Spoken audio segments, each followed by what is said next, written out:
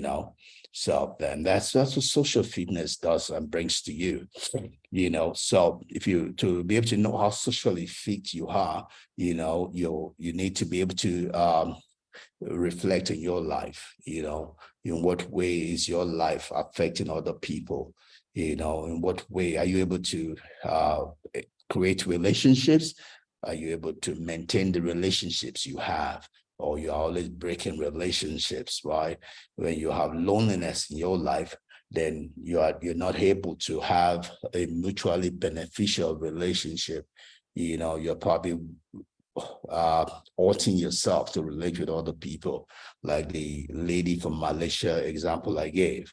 You know, she's staying in a relationship that is not healthy for her, a relationship where she's physically abused, you know. I love one of my daughters having to make a decision today about her life. You know, she's been in prison, you know, for years. She's making a decision for her life, a decision for her future. You know, it's not an easy decision, but she's taking ownership of her life, you know, rather than just keep herself, you know, locked up, you know, out of fear of what tomorrow might hold, you know. So, but you check your life. Is it, what are your relationships like? Are they helping you or are they dragging you back? Are they opening new doors for you or they're imprisoning you somewhere you don't want to be, you know? So that you can, that's important. You know, you take stock of your relationships, you know. Are you in healthy relationship, unhealthy relationship? Are you in rewarding or non-rewarding relationship? Are your relationships pleasing or are they opening life to you? You know, so you gotta be honest, you know, as far as that goes, you know. And you have to be honest about your time commitments, you know, to your relationships. You know, are they a waste of time or are they time well utilized? You know, are they time well invested when you spend time in your relationships? You know, and and and also are your connections are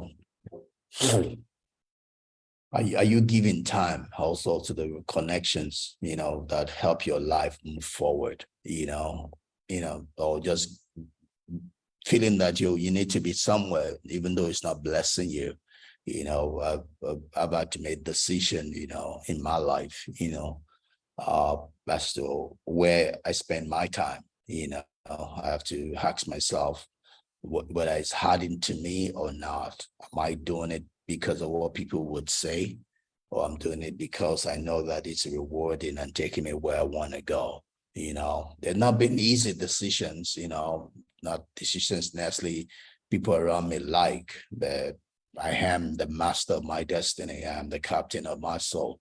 And I have to make that decision. Sometimes my decisions are not right. Sometimes my decisions, I miss it, but I learn from that, you know, rather than be scared of what the consequence might be. You know, some I miss, some I get, but I'm learning, I'm evolving, I'm becoming better, you know, by that, you know. So you can check your life or how your relationships like, are they blessing you or not? That you need to begin to do something about them rather than just staying out of fear of what the consequence of your decision might be. You know, you need to do something about moving you forward to being in healthy relationships, right? Some relationships you might have to cancel, some new ones you might have to create. They might be uncomfortable at first, but don't go too fast. Just take your time, you know, in going through them, and you will learn along the way. But that might just be the door you need, you know, for the next stage or in your life where you need to be, right? So to assess your social fitness, right, is looking in the mirror and thinking honestly about where your life stands in the first step in trying to live a good life. So the first step in trying to live a good life is assessing where you are right now, right? Anything you want to do in life, you have to start from where you are. Where you are right now, the relationships in your life, are they blessing you? right? You need to be honest. You need to be brutally honest with yourself. Which ones are blessing you? Which ones are not? Which ones can you do without? Which ones would you want to keep because they're making you come alive? You know, which ones are not making you come alive? Which ones are making you come alive? Which ones are bringing the best out of you? Which ones are bringing the stress out of you? You know, so we need to cancel some of those that are bringing the stress out of you, and we need to do more of the ones that are bringing the best out of you. The ones that are giving life to your strengths, you know, and do it with the ones that are giving life to your weaknesses, right? Yeah, it's your life. You are the master of your destiny. You are the master of your tomorrow. You are the master of your next 10 years, right? And it's what you do that will determine what that next 10 years will be. You are the captain of your soul. Nobody, you don't have to do anything. You only do the things you choose to do, right? You can't blame anybody for what you do or not do because you are the captain. Whatever you do is because you made a decision to do it. No excuses. So do the things that give you life. Do the things that push you in the direction of your vision, in the direction of what you want your tomorrow to be like, right? So there is this quote by Robert Kiyosaki. He says that find out where you are at and where you're going and build a plan to get you there. You know, we're talking about where am I at? Where do I want to be? Build a plot to get you there. Begin to think about the things you need to do to get to where you want to be and begin to do it, right? So consider the number of different relationships you have and regular interpersonal interactions you have and the frequency with which you have them, right? You know, consider what you are, where you are, you know, then where you want to be, and begin to do the things that will get you to where you want to be. So you need to ask yourself, how interconnected are your social circle?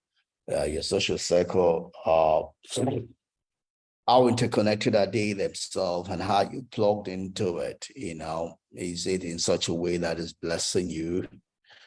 Think about your closeness and the quality of your closeness to other people. How do others support you and how you support them, right? You need to look at that. So social fitness is about understanding and nurturing all of your different relationships, right? So social fitness is about understanding and nurturing all of your different relationships because it takes all types to have a well-rounded social support system that would help you at your best, right? So you have relationship in your workplace, relationship in your family, relationships in your church, you know, or social settings, you know, like I have alumni groups, you know, it's understanding all of those different ones and knowing how they affect you and how you want to be affected by them, then begin to put more energy on the ones that are helping you to get to where you want to be. You know, if it's dragging you back, then you need to probably spend less time. You don't have to cancel them, but you just need to spend less time on them and focus, put more energy around the things that build you, that increase you, you know, that makes your life go in the place you want it to go. That's important. It's your responsibility for that, right? And on to the next slide here, we're just going to look at a few quotes to close this discussion out for today. We'll continue next week, still on the same topic, but I had three quotes that I felt we could look at to close a good part of all which we've shared today out. And the one is by Cheryl Strait. She says, fear to a great extent is born of the story we tell ourselves. So sometimes our inability to create relationships is because of the story we tell ourselves. You know, first of all, we talk ourselves down. We talk ourselves that we're not worthy of some of those relationships. We talk about ourselves as to what might happen, not happen, you know, when we get into those relationships. And a lot of those stories are not true, right? They're just superstitions or fears that we need to test. Sometimes it might be true, but sometimes we need to test some of them. It's not as if we just go testing it with our 2 feet. Let's put 1 foot down. If you don't find the floor, don't take the second one there, but we need to test the boundaries around our lives, and rather than just thinking that the prison door is not open, why don't you try opening it? Maybe it's been open all this while, but you just didn't try it, so don't let fear rule your life. Let faith rule your life. If there's a relationship you think you need to be in, well, test the waters with 1 foot. You don't have to put your 2 feet there. See if you can find the floor. If you find the floor there, maybe you can bring the second feet in, the second foot in, that don't let fear rule your life. Don't let fear rule your relationships, right?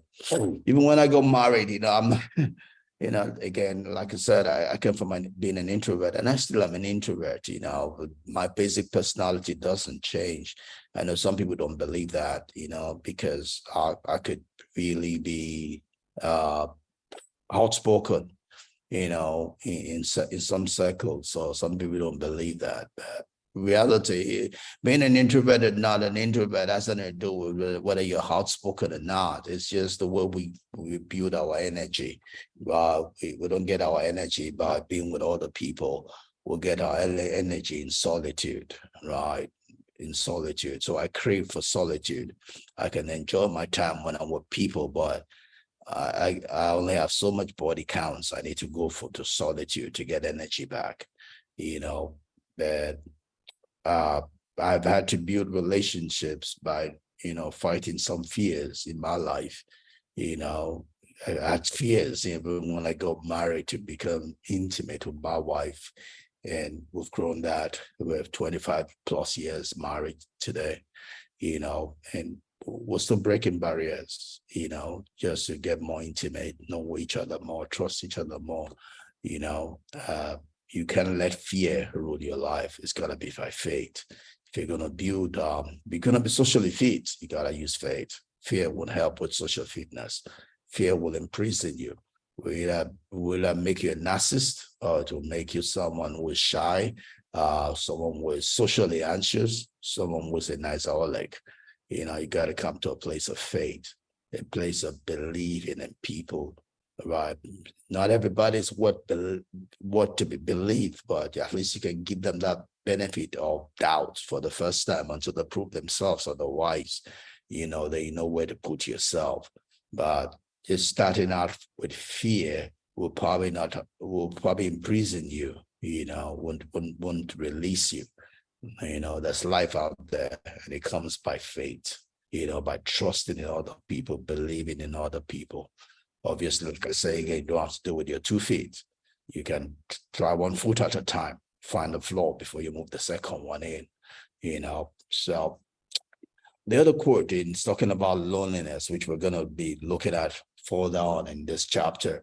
Says loneliness kills. Loneliness is what you get when you're not socially fit, when you're not able to create a relationship and you're not able to maintain your relationship. You become lonely.